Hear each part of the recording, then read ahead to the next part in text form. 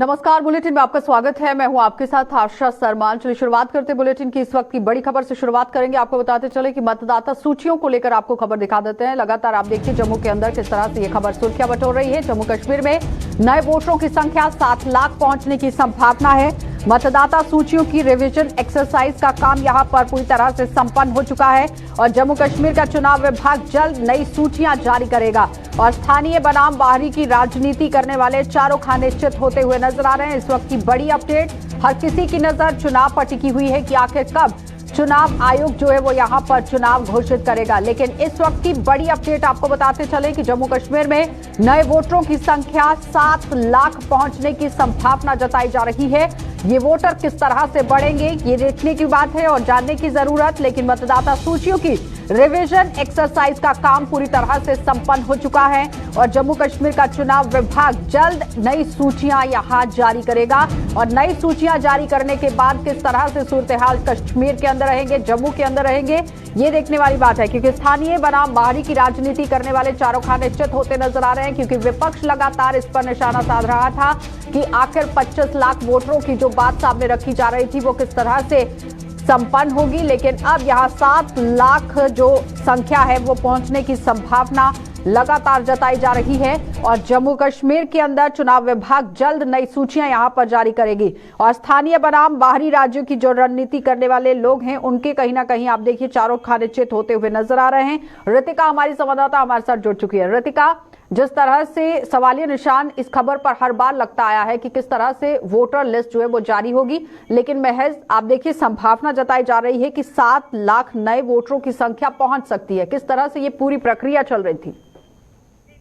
आपको बता देना चाहते हैं कि जम्मू कश्मीर में फाइनल इलेक्टोरल रोल पब्लिश आज हो सकते हैं, जिसमें कहा जा रहा है कि 7 लाख के करीब नए वोटर्स के जुड़ने की संभावना है। यानी कि नए वोटर्स जो हैं उनकी संख्या, जो कि एक लंबे अरसे से बहुत ही लोगों में एक ऐसी सिचुएशन बनी हुई थी कि 25 लाख के करीब आंकड़ा पेश किया जा रहा था, परंतु जम्मू कश्मीर यूटी में 7 लाख नए वोटर्स के जुड़ने की बात आ रही है। और आपको बता देना चाहते हैं कि टोटल अगर मैं वोटर्स की बात करूं यूटी में अब कितने हो जाएंगे, 83 लाख के करीब टोटल यूटी से जो पहले के वोटर्स हैं प्लस नए वोटर 7 लाख को इंक्लूड करके जो आंकड़ा बन रहा है वो है 83 लाख।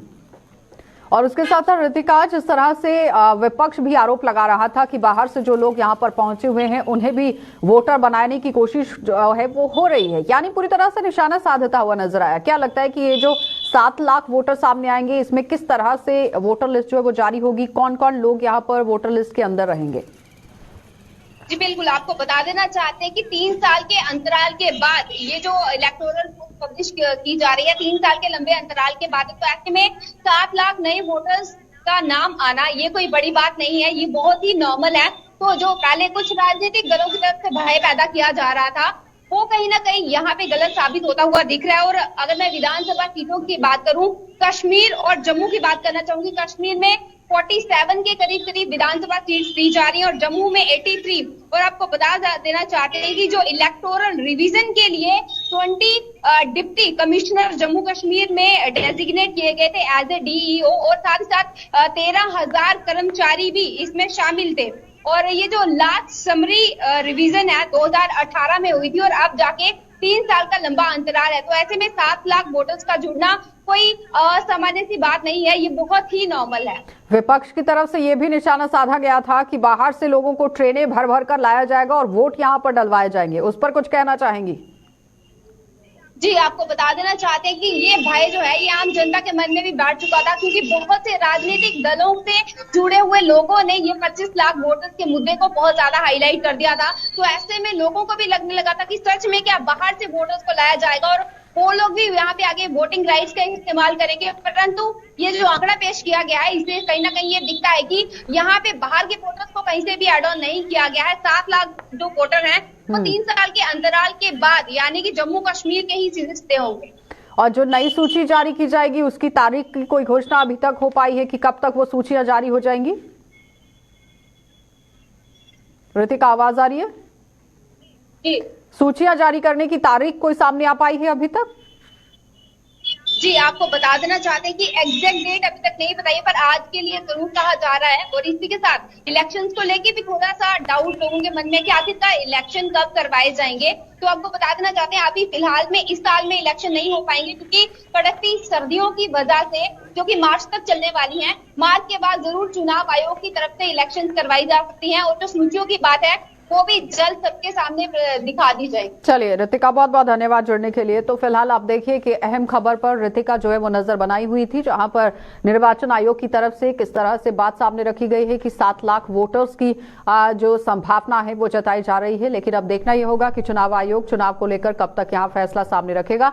आगे बढ़ जाएंगे, अब आपको कठुआ लिए चलेंगे और कठुआ से आपको बड़ी खबर दिखा देते हैं कि किस तरह से एक बड़ा एक्शन देखने को मिला है जिला कठुआ के अंदर, जहां पर आप देखिए अटैच किस तरह से यहाँ पर कर दिया गया है रहबरे तालीम के टीचर को। कठुआ में पिछले 15 सालों से अटैच है यहाँ पर एक रहबरे तालीम टीचर, और बोर्ड पंचायत के गवर्नमेंट मिडिल स्कूल में ये टीचर जो है वो तैनात किया गया था। नए कानून और नियमों की सरेआम यहाँ धज्जियां उड़ाई जा रही हैं और मात्र 3 टीचरों के सहारे ही स्कूल चलाया जा रहा है। इस वक्त की बड़ी अपडेट और खबर को दुरुस्त कर आपको बताते चले कि कठुआ में पिछले 15 सालों से रहबरे तालीम के टीचर जो है वो अटैच हैं और बोर्ड पंचायत के गवर्नमेंट मिडिल स्कूल में यहाँ पर इस टीचर को तैनात किया गया था और नियम कानूनों की सरेआम धज्जियां उड़ाई जा रही हैं और मात्र 3 टीचरों के सहारे ही स्कूल चलाया जा रहा है। तो सवालिया निशान यहाँ पर शिक्षा विभाग पर भी उठता हुआ नजर आ रहा है कि पिछले 15 सालों से यहाँ पर रहबरे तालीम के जो टीचर हैं उन्हें अटैच किया गया है।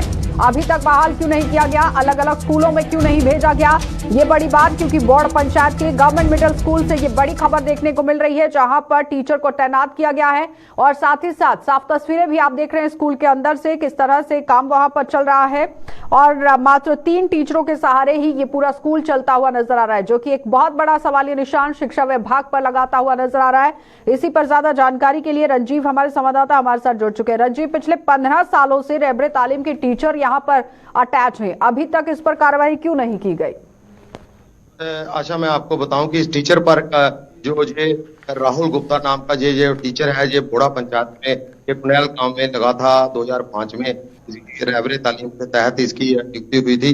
लेकिन उसके बाद की इसने वहां पे, क्योंकि वो काफी दूराज का इलाका था, वो वहां पे जाना इसने मुनासिब नहीं समझा और ये कठुआ में आकर ये डीसी ऑफिस के चक्कर लगाता रहा और कहीं ना कहीं जुगाड़ में रहता था। कभी एक महकमा, कभी दूसरे महकमे में अटैचमेंट। तो 2016 के बाद ये इसने एक केएस जो डीओ थे इलेक्शन सेल में, उनके साथ काम करते हुए उनके लिए ये इलेक्शन सेल में अटैच हो गया और तब से वहां पे इलेक्शन सेल में ही काम कर रहा है। और पीछे कोविड का टाइम था, उस दौरान भी इसने काफी लोगों को हरास करने का काम किया और कोविड की ड्यूटी का इंचार्ज बना हुआ था और लोगों को इसने बाहर जो ऑफिस के बाहर उनको डीसी कठुआ का पीए बताता था और ये वहां पे जाने का नाम ही नहीं लेता। काफी लोग, जब से मैं वहां पे स्कूल में गया था और उसके बाद लोगों को जो आसपास के गांव के लोग हैं उन्होंने काफी हमारी सराहना की। पहली बार इस दूर दराज के इलाके में, कोई 10-15 इलाके में कोई मीडिया वाला वहां पे गया। किसी प्रशासनिक आला अधिकारी की तरफ से कोई कार्यवाही की गई?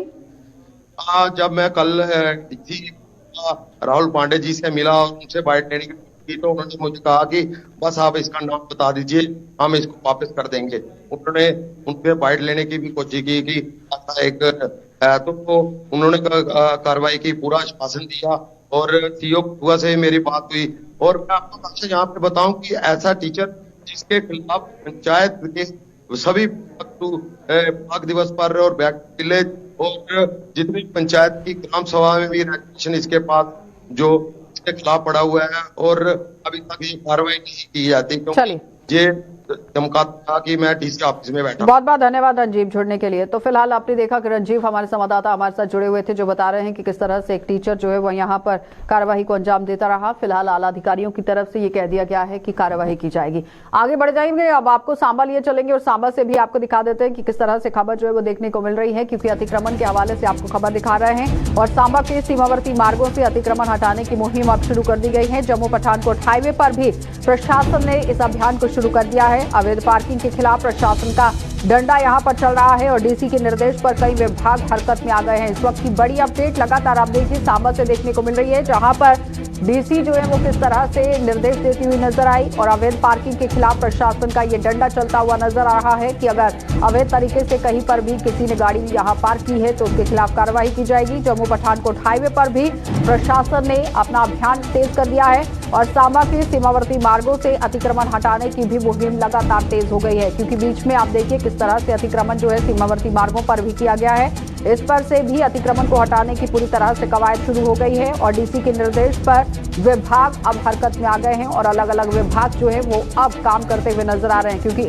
विभागों के अंदर कहीं ना कहीं हड़कंप मचता हुआ नजर आ रहा है। डीसी की तरफ से सख्त निर्देश यहां पर दिए गए हैं कि अतिक्रमण जहां पर भी हुआ है उसे हटा लिया जाए। अतिक्रमण हटाने की मुहिम अब शुरू कर दी गई है और जम्मू पठानकोट हाईवे पर प्रशासन ने इस अभियान की शुरुआत कर दी है। लेकिन अब देखना यह होगा कि जमीनी सतह पर इसका कितना फायदा आम जनता को मिलेगा, क्योंकि इस वक्त साफ तस्वीरें भी आप देख रहे हैं किस तरह से अवैध पार्किंग के खिलाफ प्रशासन लगातार अब अपना डंडा चलाता हुआ नजर आ रहा है और डीसी के निर्देश को मद्देनजर रखते हुए काम हर एक विभाग जो है वो करता हुआ नजर आया। लेकिन इससे पहले आप देखिए कई तरह की परेशानियां जिला सांबा के अंदर लोगों को झेलनी पड़ रही थी, लेकिन उस बीच में सीमावर्ती इलाकों की अगर बात करें तो सीमावर्ती इलाकों को मद्देनजर रखते हुए कई तरह की सुविधाएं आम जनता को वहां पर फराहम कराने की कोशिश की गई थी। लेकिन सीमावर्ती मार्गों से अतिक्रमण हटाने की अब मुहिम तेज कर दी गई है कि जहां पर भी अतिक्रमण किया गया है सीमावर्ती इलाकों के अंदर जो रास्ते जा रहे हैं उस पर अगर कोई भी अतिक्रमण हुआ है तो उसे पूरी तरह से यहां पर हटाया जाएगा। और साथ ही साथ आपको ये भी बताते चले कि जब भी अतिक्रमण हटाया गया है तो उस पर आम जनता की क्या कुछ प्रतिक्रियाएं रहेंगी। लेकिन साथ साथ में ये देखिए कि जिस तरह से डीसी की तरफ से निर्देश यहां पर जारी कर दिए गए हैं, कई तरह के सवालिया निशान पुलिस पर भी लगते रहे, उसके साथ साथ बिजली पानी वाले विभाग पर भी लगते रहे और साथ ही आपको ये भी बताते चले कि रोड विभाग पर भी जिस तरह से सवालिया निशान लगते रहे, तो उसी को मद्देनजर रखते हुए डीसी सांबा जो है वो हरकत में आई हैं। निर्देश उन्होंने यहाँ पर जारी कर दिए हैं कि हर एक डिपार्टमेंट अपने तरीके से काम करेगा और साथ ही साथ सख्त निर्देश जो है वो जारी कर दिए गए। लेकिन आज आप देखिए किस तरह से लगातार कार्रवाई को अंजाम देते हुए विभाग नजर आ रहे हैं। ऋषि खजूरिया हमारे संवाददाता हमारे साथ जुड़ चुके हैं। ऋषि, जिस तरह से अतिक्रमण हटाने की मुहिम को यहाँ पर तेज कर दिया गया है, कौन कौन से डिपार्टमेंट ने अपनी मुहिम शुरू कर दी है? देखिए, आपको बता दें कि यहाँ पर एक जॉइंट ड्राइव चलाई गई है जिला प्रशासन सांबा की, जिसमें म्युनिसिपल सांबा की बात करें, ट्रैफिक पुलिस की बात करें और उसी के साथ मोटर व्हीकल डिपार्टमेंट के साथ सांबा पुलिस की बात करें तो ये ड्राइव चलाई गई है और तमाम उन दुकानदारों को भी चालान काटे गए हैं जिनकी दुकानदारों ने अपने दुकानों के बाहर रॉन्ग पार्किंग गाड़ियों की है और उसी के साथ साथ जिसमें ट्रैफिक रूल्स की वायलेशन करने वाले तमाम लोग जो ओवर स्पीड में गाड़ी चला रहे हैं या ओवरलोडेड गाड़ियां चला रहे हैं उनके भी चालान यहाँ पर काटे जा रहे हैं। और खासतौर पर जिस तरह से शहर की व्यवस्था इस समय पूरी तरह से चरमरा चुकी है, ट्रैफिक कंजेशन इतना ज्यादा है कि यहाँ पर आए दिन सड़क हादसा में देखने को मिलते हैं, तो रॉन्ग पार्किंग को लेकर यहाँ पर लोगों को अवेयर किया गया है, उनके चालान काटे गए हैं और छोटी बड़ी गाड़ियों के भी यहाँ पर चालान काटे जा रहे हैं। और जिन्होंने दुकानदारों ने एनक्रोचमेंट दुकानों के बाहर की है उनको भी लगातार नसीहत दी जा रही है कि आपकी वजह से ही जो शहर की व्यवस्था है वो चरमरा चुकी है, ट्रैफिक यहाँ पर पूरी तरह से कंजेशन जो वो देखने को मिलती है, उसी को लेकर ये बड़ी ड्राइव चलाई गई है। लेकिन हमने कुछ सवाल यहाँ पर एडमिनिस्ट्रेशन के ऊपर भी दागे हैं कि आप लोग एक दो दिन ये ड्राइव चलाते हैं और ये दिखाने की आप कोशिश करते हैं कि देखिए हम कितना काम यहाँ पर कर रहे हैं। हमने उनसे डोर टू कहा कि क्या ये ड्राइव आगे भी चलाई जाएगी, उन्होंने ये कहा कि हम लगातार पिछले 15 से 20 दिनों से ये ड्राइव चला रहे हैं और आंखें तब खुली है प्रशासन की जब दो बड़े सड़क हादसे यहाँ पर पेश आए सांबा में, जो हाईवे पर आपने देखा कि कीमती जानें चली गई और कई लोग उसमें घायल हुए। उसी को लेकर हमने उनसे लगातार ये पूछा और उन्होंने ये दावा किया कि हम ये ड्राइव आगे भी चलाएंगे। लेकिन ऋषि, जिस तरह से आपने खुद ही यहाँ पर सवाल छोड़ दिया है कि जब कोई हादसा पेश आता है तो विभाग हरकत में आता है और उसके बाद आंखें मूंद कर वो चुपचाप यहाँ पर तमाशा देखता है, मूक दर्शक बन जाता है, क्या लगता है कि अलग से समय निकालना चाहिए, या तो आप हफ्ते में इस तरह से ड्राइव चलाइए या महीने में एक बार ड्राइव चलाइए? मतलब कहने का ये है कि एक पूरी तरह से मसौदा तैयार करने की जरूरत है, रिपोर्ट तैयार करने की जरूरत है कि कब कब आपको लोगों को यहाँ पर लाभ इन बातों का, इन चीजों का देना है, गाइडलाइंस का ध्यान रखने की जरूरत है। बताना चाहता हूँ, जब ये सड़क हादसे दो पेश आए थे उससे पहले अगर ड्राइव चलाई जाती तो ये शायद हादसा नहीं आता, क्योंकि हमने मैक्सिमम देखा कि जो सुपरफास्ट बस है जम्मू कठुआ रूट पर चलने वाली, उसके अंदर एक स्पीड गवर्नर रहता है। स्पीड गवर्नर एक मात्र खिलौने की तरह अंदर टांग दिया जाता है, उसको इंस्टॉल नहीं किया जाता और लोगों को एडमिनिस्ट्रेशन को ये दिखाया जाता है कि हमने स्पीड गवर्नर लगाया है। देखिए, स्पीड गवर्नर का काम ये रहता है कि वो स्पीड को कंट्रोल करता है, आपकी स्पीड की एक लिमिट बन जाती है। लेकिन जब आप स्पीड गवर्नर को कनेक्ट ही नहीं करते हैं तो आपकी स्पीड जो वो अनियमित रहती है, अनलिमिटेड हो जाती है और काफी तेज रफ्तार में गाड़ी चलती है।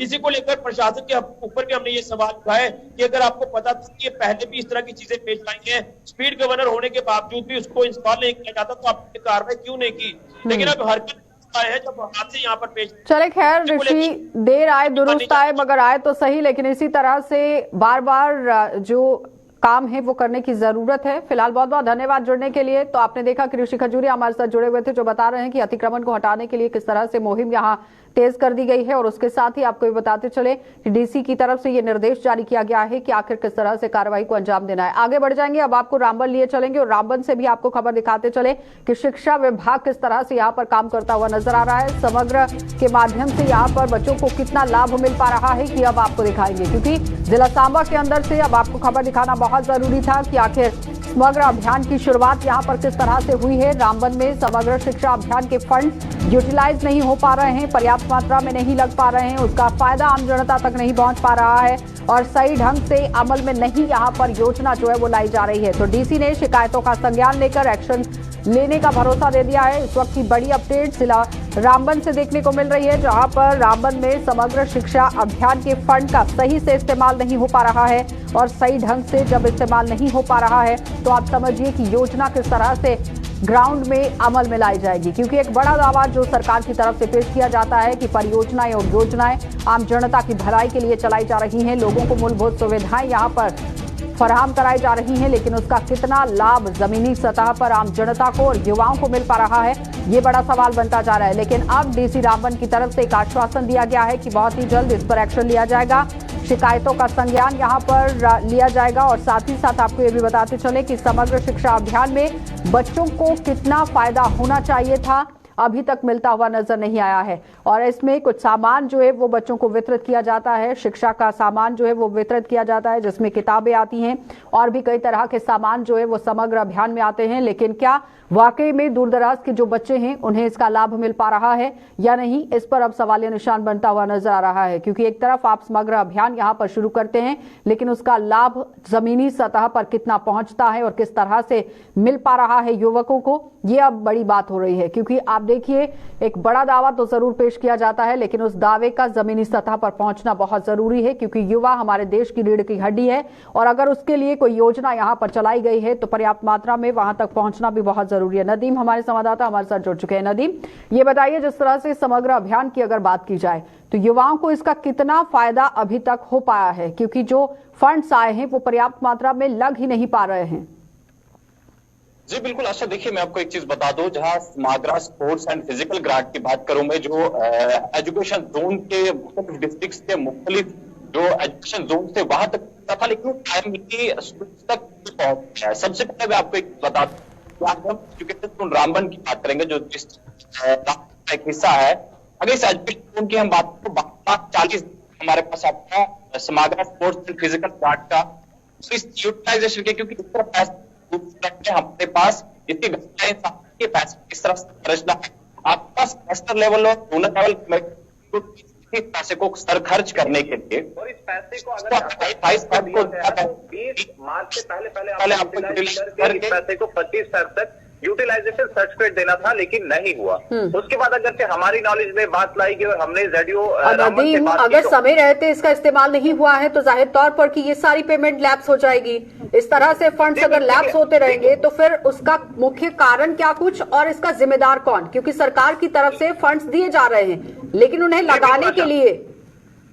जी अच्छा, मैं वही चीज बता रहा हूँ आपको। और उसके बाद जो हमारी नॉलेज में चीज आई, और जून के महीने में कि अभी तक वो सामान डिसबर्स नहीं हुआ था, जो 20 मार्च से पहले होना चाहिए था, 26 जून तक नहीं हुआ था। और जब हमने रामबन की जो जेडीओ है उनकी नॉलेज में बात लाई तो उन्होंने एक ऑर्डर निकाला 26 की डेट में और ये कहा कि 27 को तमाम हेड ऑफ द इंस्टीट्यूशन जो है जोन रामबन के स्कूल्स के वो आए और अपना सामान ले जाए। और फिर उसके बाद तहकीकात के लिए भी एक ऑर्डर जारी कर दिया गया है कि ये जो इस तरह से गाइडलाइंस की वायलेशन कहीं ना कहीं नजर आ रही है, जो मशकूक है, और उसके साथ साथ में अगर देर हुई है 2 महीने की तो वो क्यों हुई, उसके बाद इंक्वायरी ऑर्डर इनिशिएट किया जाता है। जब इंक्वायरी कमेटी कॉन्स्टिट्यूट की जाती है और उसमें एक चीज लिखी जाती है जो मैं आपसे शेयर करना चाहूंगा, क्योंकि जब ZDO ऑफिस रामबन से एक इंक्वायरी कमेटी कॉन्स्टिट्यूट की जाती है तो उसमें ये लिखा जाता है, the inquiry committee shall go through the detailed inquiry and furnish the report within weeks time possibly with their comments, recommendations and observation.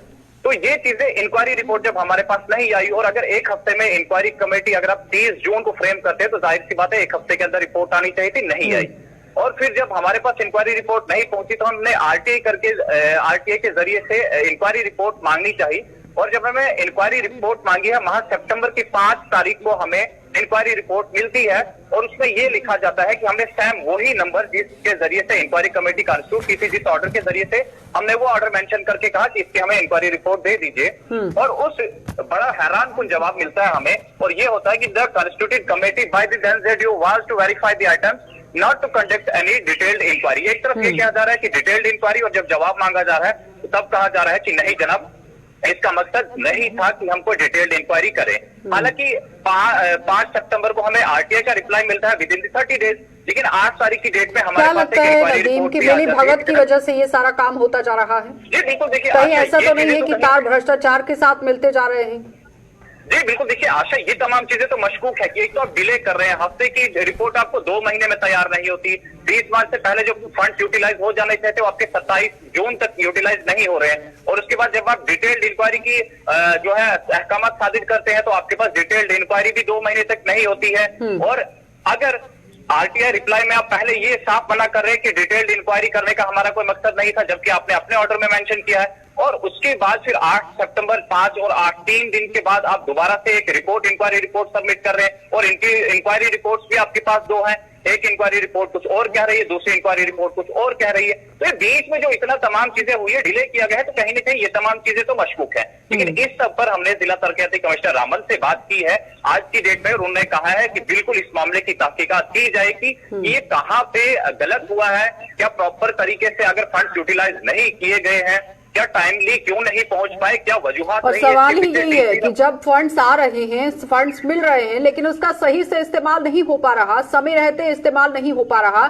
क्यों नहीं हो पा रहा, उसका जिम्मेदार कौन है, ये अब पता लगाने की जरूरत है। तो बहुत अच्छे से यहाँ संज्ञान लेने की जरूरत है डीसी रामबन को कि आखिर कहां पर कमियां रह गई हैं। बहुत बहुत धन्यवाद नदीम जुड़ने के लिए। तो फिलहाल आपने देखा कि एक डिटेल रिपोर्ट किस तरह से नदीम की तरफ से सामने रखी गई है। उन्होंने साफ तरीके से बताने की कोशिश की है कि समग्र शिक्षा अभियान जो चलाया गया है वो किस तरह से भ्रष्टाचार की भेंट यहां पर चढ़ता हुआ नजर आ रहा है, जिस पर अब डीसी को संज्ञान लेने की जरूरत है कि आखिर आपके क्षेत्र के अंदर ये किस तरह से यहां पर मिली भगत का कार्य जो है वो चलता जा रहा है, जिसमें युवाओं को फायदा मिलना चाहिए था वो अभी तक नहीं मिल पाया है। आगे बढ़ जाएंगे, अब आपको जम्मू शहर में लोग लगातार आवारा कुत्तों का शिकार किस तरह से बन रहे हैं वो आपको दिखाते चले, क्योंकि जम्मू के जीएमसी अस्पताल की एंटी रेबिस डिपार्टमेंट के एचओडी डॉक्टर राजीव कुमार गुप्ता के मुताबिक रोजाना 40 से भी ज्यादा लोग कुत्तों या फिर अन्य जानवरों के काटने के शिकार होकर जीएमसी अस्पताल पहुंच रहे हैं, और जिनके इलाज के लिए यहां हर तरह का बंदोबस्त किया गया है। तो कुत्तों द्वारा काटे जाने की सूरत में क्या कदम उठाने चाहिए, इसके बारे में डॉक्टर राजीव कुमार गुप्ता ने विस्तार से जानकारी दी है। क्या कुछ वो जानकारी दे रहे हैं, देखिए। जो रेबीज के या एनिमल बाइट के केसेस जो हमारे पास डेली आ रहे हैं वो लगभग 40 से 50 नए केसेस आ जाते हैं, और इतने ही केसेस 30, 40 या 50 केसेस जो फॉलो अप में रहते हैं, जिनको कि सब्सिक्वेंट डोजेस लगनी होती हैं। तो ये जो एनिमल बाइट, पर्टिकुलरली जो डॉग बाइट की मैं बात करूंगा कि लगभग 100 में से 95% केसेस में डॉग इज द कल्प्रिट और द एनिमल जो कि बाइट करता है। इन केस अनफॉर्चुनेटली अगर एनिमल बाइट या डॉग बाइट हो भी जाता है तो आप सबसे पहले जरूरी है कि जख्म को जो है अच्छी तरह साफ रखें। उसको हम कहते हैं initial toilet of the wound. वो जो initial toilet of the wound है वो लगभग 80 से 90% जो है 15 मिनट लगातार नलके के नीचे चलते पानी के नीचे अगर आप जख्म को रखें तो वो जख्म में से जो वायरसेस होते हैं रेबीज के, जो नर्व के अलांग ब्रेन में चढ़ते हैं और फिक्स होके उसको रेबीज का डिजीज करते हैं, वो निकल जाते हैं, वॉश आउट हो जाते हैं 15 मिनट का अगर हम अच्छे पानी में प्रेशर के नीचे जख्म को रखें। तो ये इनिशियल टॉयलेट ऑफ वुंड जो है बड़ा इंपॉर्टेंट, एक लाइफ सेविंग मेजर है जो हम सभी को मद्देनजर रखना चाहिए, और उसके बाद हमें हॉस्पिटल की तरफ अप्रोच करना चाहिए। तो पुल का निर्माण कार्य न होने से जम्मू के लोअर गाड़ीगढ़ में ही लोगों में भारी नाराजगी जो है वो देखी गई है। लोग काफी रोष में हैं। स्थानीय लोगों का आरोप है कि 2 साल पहले बरसात में आई हुई बाढ़ के दौरान ये पुल बह गया था, लेकिन अब तक इस पुल का निर्माण नहीं हो पाया है। इन लोगों के मुताबिक ये पुल यहां एसडीएम कार्यालय की ओर जाने वाले मार्ग को भी जोड़ता था। अब इस कार्यालय में आने वालों को भारी परेशानी उठानी पड़ रही है। ਸਾਨੂੰ ਕਮ ਸੇ ਕਮ 2 ਸਾਲ ਹੋ ਗਏ ਪੁਲ ਨੂੰ ਟੁੱਟੇ ਹੋਏ। ਸਾਡੀ ਇੰਨੀ ਸਮੱਸਿਆ ਹੈ, ਸਾਡੇ ਬੱਚੇ ਸਕੂਲ ਨਹੀਂ ਜਾ ਸਕਦੇ ਹੈ। ਅਸੀਂ ਸਾਡੀ ਆਪਣੀ ਡੇਰੀ ਦੇ ਕੰਮ ਇੱਥੇ ਸਾਨੂੰ ਸਾਡੀ ਆਉਣ ਜਾਣ ਇੰਨੀ ਪਰੇਸ਼ਾਨੀ ਹੈ, ਹੱਥੋਂ ਜ਼ਿਆਦਾ ਪਰੇਸ਼ਾਨੀ ਹੈ। ਅਸੀਂ ਖੁਦ ਇੱਥੇ ਮਿੱਟੀ ਲੈ ਕੇ ਖੁਦ ਇੱਥੇ ਮਤਲਬ ਹਫ਼ਤੇ 'ਚ 2-3 ਵਾਰ ਆਉਂਦੇ ਹਾਂ, ਇੱਥੇ ਮਿੱਟੀ ਪਾਉਂਦੇ ਹਾਂ ਅਸੀਂ ਆਗੇ ਔਰ ਸਾਡੀ ਇੰਨੀ ਪਰੇਸ਼ਾਨੀ ਬਣ ਗਈ ਅਸੀਂ ਕਿੰਨਾ ਕਿਸੇ ਨੂੰ ਦੱਸਣ ਜੋਗੇ ਹਰ ਜਗ੍ਹਾ ਅਸੀਂ ਗਏ ਹਾਂ। ਸਾਡੀ ਕਿਸੇ ਸੁਣਵਾਈ ਨਹੀਂ। ਕੋਲ ਐਸਟੀਐਮ ਦਫ਼ਤਰ ਹੈ, ਉੱਥੇ ਸਾਡੇ ਬੱਚੇ ਉੱਥੇ ਦੇਖੋ ਜਾ ਕੇ ਬੱਚੇ ਪੌੜੀਆਂ ਲਾ ਕੇ ਇੱਕ ਬੰਦੇ ਡਿਊਟੀ ਲੱਗੀ ਹੈ, ਬੱਚੇ ਚੁੱਕ ਕੇ ਪਾਠ ਬਣਦੇ ਉੱਥੇ ਉੱਥੇ ਔਰ ਇੱਥੇ ਆਉਂਦੇ ਨੇ ਸੈਂਪਲ ਲੈ ਕੇ ਚੱਲ ਜਾਂਦੇ ਨੇ। ਨਾ ਸਾਡੀ ਸੁਣਵਾਈ ਨਾ ਕੋਈ ਗੱਲ ਨਾ ਬਾਤ। ਇੱਥੇ ਤਾਂ ਅਸੀਂ ਤਾਂ ਬਾਰਡਰ ਇਲਾਕੇ ਤੋਂ ਭੈੜੇ ਹੋ ਗਏ ਸਰ, ਇੰਨੀ ਬੁਰੀ ਹਾਲਤ ਸਾਡੀ ਇੱਥੇ ਹੋ ਗਈ ਸਾਡੀ। ਸਰ ਸਾਡੀ ਇਹੋ ਸਰਕਾਰ ਅੱਗੇ ਬੇਨਤੀ ਹੈ, ਸਾਡੇ ਚਲੋ ਬਾਕੀ ਤਾਂ ਚਲੋ ਬੱਚਿਆਂ ਸਾਡੀ ਇੰਨੀ ਪਰੇਸ਼ਾਨੀ ਹੈ, ਸਾਨੂੰ ਉਹ ਕਿਉਂਕਿ ਇਲਾਜ ਨਾਲ ਫੇਰ ਕੱਢ ਕੇ ਆਉਣਾ ਪੈਂਦਾ ਸਰ ਦੁਆਰੇ ਫਿਰ। ਇਸ ਕਰਕੇ ਸਾਡੀ ਇਹ ਸਮੱਸਿਆ ਗੌਰਮੈਂਟ ਅੱਗੇ ਅਪੀਲ ਹੈ ਕਿ ਸਾਡੇ ਪੁਲ ਦੇ ਬੱਚੋ ਬਾਕੀ ਤਾਂ ਛੱਡੋ, ਬਾਕੀ ਤਾਂ ਬੱਚਿਆਂ ਦਾ ਸੋਚਾ ਰਹੀ ਹੈ। ਆਪਣੇ ਗਾੜੀਗੜ੍ਹ ਲੋਰ ਗਾੜੀਗੜ੍ਹ ਚੌਕੀ ਕੋਲੋਂ ਔਰ ਨਾਇਬ ਤਹਿਸੀਲਦਾਰ ਦਾ ਦਫ਼ਤਰ ਐਸਡੀਐਮ ਸਾਹਿਬ ਦਾ ਦਫ਼ਤਰ ਇੱਥੇ ਹੈ, ਤਹਿਸੀਲ ਹੈ। ਔਰ 3 ਸਾਲ ਪਹਿਲੇ ਇਹ ਪੁਲ ਬੈਠਾ ਸੀ। ਕੁਲਵਿੰਦਰ ਗੁਪਤਾ ਜੀ ਆਏ, ਉਹ ਕਹਿੰਦੇ ਨੇ ਪੁਲ ਟੁੱਟਣ ਦਾ ਅਜੇ ਕੋਈ ਕਾਰਨ ਹੀ ਨਹੀਂ ਹੈ, ਅਜੇ ਚਲੇ ਗਏ। ਔਰ ਦੇਖੋ ਪੁਲ ਦੀ ਹਾਲਾਤ, ਅਸੀਂ ਲੋਕ ਗੱਡੀਆਂ ਕੱਢ ਰਹੇ ਹਾਂ, ਆਪਣੀ ਮੌਤ ਨਾਲ ਖੇਡ ਗਏ। ਇਹਨਾਂ ਨੇ ਬੰਦ ਕਰਾਉਣ ਦੀ ਅਜੇ ਇੰਨਾ ਮੋਟਾ ਸਰੀਆ ਪਏਗਾ, ਵੱਡੇ ਵੱਡੇ ਆਉਂਦੇ ਲੀਡਰ, ਇੰਨਾ ਮੋਟਾ ਸਰੀਆ ਪਏਗਾ, ਪਿਆ ਤੇ ਅੱਜ ਤੱਕ ਹੈ ਨਹੀਂ। ਅੱਜ ਦੇ ਇੱਕ ਦਿਨ ਆਏ ਸਨ ਤੇ ਪੁਲ ਦੀ ਡੈਮੇਜ ਚੈੱਕ ਕਰਕੇ ਚਲੇ ਗਏ, ਬਸ ਹੋ ਗਿਆ ਜੀ, ਫਿੱਟ ਹੋ ਗਿਆ। ਆਰਮੀ ਵਾਲੇ ਆਏ, ਉਹ 3 ਦਿਨ ਇੱਥੇ ਖੜੇ ਰਹੇ, ਇਹਨਾਂ ਦੇ ਕੋਈ ਨਹੀਂ ਆਇਆ, ਨਾ ਕੋਈ ਮੰਤਰੀ ਆਇਆ ਤੇ ਨਾ ਕੋਈ ਅਫਸਰ ਆਇਆ। ਉਹਨਾਂ ਨੇ ਕਿਹਾ ਰਹਿਣ ਦਿਓ, ਅਗਰ ਤੁਹਾਨੂੰ ਨਹੀਂ ਜ਼ਰੂਰ ਸਾਨੂੰ ਕੀ ਜ਼ਰੂਰਤ ਹੈ। ਇਹ ਦੇਖ ਲਓ ਪੁਲ ਦੀ ਹਾਲਤ, ਥੱਲੋਂ ਦੇਖੋ ਇਹਦੀ ਕੰਡੀਸ਼ਨ, ਇੱਕ ਵਾਰੀ ਕੈਮਰਾ ਮਾਰ ਕੇ ਦੇਖੋ ਕੀ ਹਾਲਤ ਹੈ। ਤੇ ਹੁਣ ਤੱਕ ਦੇਖ ਲਓ ਇਹਦਾ ਕੋਈ ਜਰੀਆ ਹੀ ਨਹੀਂ ਹੈ, ਕੋਈ ਰਾਤੀ ਮਾਰਦਾ ਹੈ। ਅਗਰ ਇਸ ਪੁਲ ਅੱਜ ਵੀ ਕੱਲ ਵੀ ਹਿੱਲਿਆ ਪੁਲ, ਉਹ ਦੇਖੋ ਕਿੰਨਾ ਪਾਣੀ ਆਇਆ, ਤੁਸੀਂ ਕੋਲ ਹੋ ਕੇ ਦੇਖ ਲਓ। लेकिन इस पुल ਨੂੰ ਪੁੱਛਣ ਵਾਲਾ ਸਾਡੇ ਲੋਕਾਂ ਨੂੰ ਪੁੱਛਣ ਵਾਲਾ ਹੀ ਹੋਈ नहीं। अगर 2 साल से टूटा हुआ है, यहाँ पे कोई नहीं आ रहा, बिल्कुल नहीं। हफ्ता पहले कोई आए थे, जेसीबी लगाई थी, बोल रहे थे सैंपल लेना कुछ, उसके बाद बिल्कुल वहीं का वहीं पड़ा हुआ है। सभी लोगों को दिक्कत आ रही है। ये पास में पुलिस स्टेशन है, ये पास में एसडीएम ऑफिस है, कौन सी स्मार्ट सिटी बोल रहे हैं? हमें तो कोई दिख नहीं स्मार्ट सिटी। खाली गांधीनगर में स्मार्ट सिटी है, ये गाड़ीगढ़ म्यूनसिपैलिटी में नहीं पड़ता क्या? यहाँ लोग नहीं रहते सर, कितने गाँव बढ़ते हैं, कितने लोगों की आवाजाही यहाँ पे, छोटे छोटे बच्चे जाते हैं स्कूल में, लेकिन सर कोई हमारी सुन नहीं रहा। हमारे यहाँ के जो एमएलए कविंद्र गुप्ता जी, उनके पास भी गए, लेकिन कुछ नहीं सर, अभी तक कोई कामकाज कुछ नहीं हो रहा। जीरो डेवलपमेंट है सर इस हमारे गाड़ीगढ़ एरिया में। सरकार से यही हमारी प्रार्थना है कि प्लीज यहाँ पे देखें, हमारे इलाके में कोई दोनों पुल टूटे हुए हैं, एसडीएम ऑफिस वाला भी टूटा हुआ है, ये भी टूटा हुआ है, लेकिन कोई अभी तक 2 साल हो गए, लगभग 2 साल। चलिए बुलेटिन में फिलहाल इतना ही। देश और दुनिया की खबरों के लिए आप बने रहिए गुलिस्तान न्यूज के साथ।